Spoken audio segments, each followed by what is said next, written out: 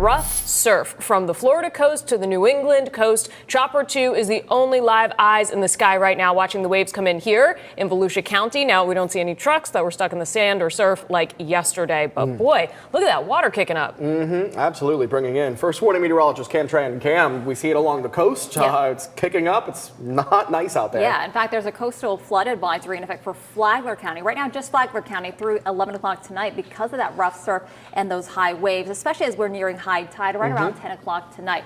Here's the latest satellite imagery on Hurricane Erin. Right now, it is a hurricane with Category 2 strength with winds of 110 miles per hour. So just really under the cusp of becoming a Category 3. It needs winds of about 111 to get to that category. But look at its structure. It is very well organized now. You can see a very clear eye, well-defined one, in fact. So this storm, in my opinion, as we take a look at the satellite imagery, it's strengthening. So I wouldn't be surprised by the 5 o'clock advisory that this actually gets upgraded to a Category 3 hurricane. On top of that, it is a massive storm in terms of size, well over 500 miles wide.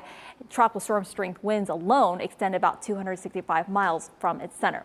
So right now, here's a look at its latest path. This is as of the 11 o'clock, the earlier advisory. Again, another one drops in about half an hour or so. We are looking at it still gaining some strength, becoming a Cat 3 by this evening. And then as we head into Thursday, starts to make more of that curve to the east-northeast. But again, because Erin is such a huge storm, even if folks along the Carolinas, particularly the Outer Banks, could still see some impacts from this system.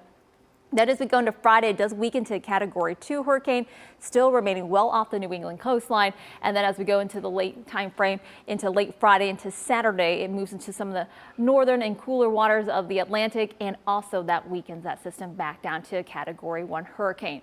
As I mentioned earlier, it is such a large storm that you can see even the folks along the Outer Banks are expected to really see tropical storm strength winds as early as tonight and even into tomorrow before Erin curves away.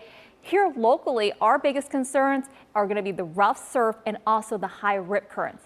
Life-threatening rip currents expected through the end of the week on Friday. High surf expected through at least late day Thursday with breakers or near shore breakers as high as 11 feet out there. And we just showed you a live shot from Chopper 2 how rough those waves are already.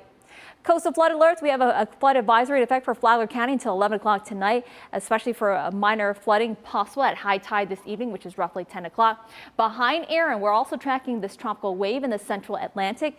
It could be a tropical depression late week into the weekend as it nears the Leeward Islands. Right now has a 60% chance of doing so.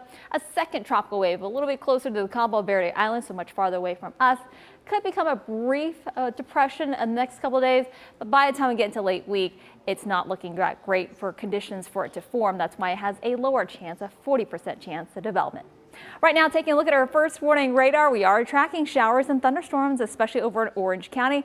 We have storms right now over in Apopka, out by the theme parks, downtown Orlando, Meadow Woods, and those thunderstorms are pushing more south now out towards Cocoa Beach, Satellite Beach, Melbourne, and a few showers and storms over in Osceola County. Keeping those storms around through about 8 o'clock tonight, and then we'll start to see things clear on out. We're getting an earlier start to the rain, which usually means an earlier end. On top of that, rainstorms are not expected to be widespread this evening because of that drier air behind Erin. Here's a look ahead at your Central Florida's certified most accurate forecast. High rain coverage does return, unfortunately, just in time for the weekend. Highs will be in the low 90s, and early next week, we're going to keep that summertime weather pattern. It does return across our area.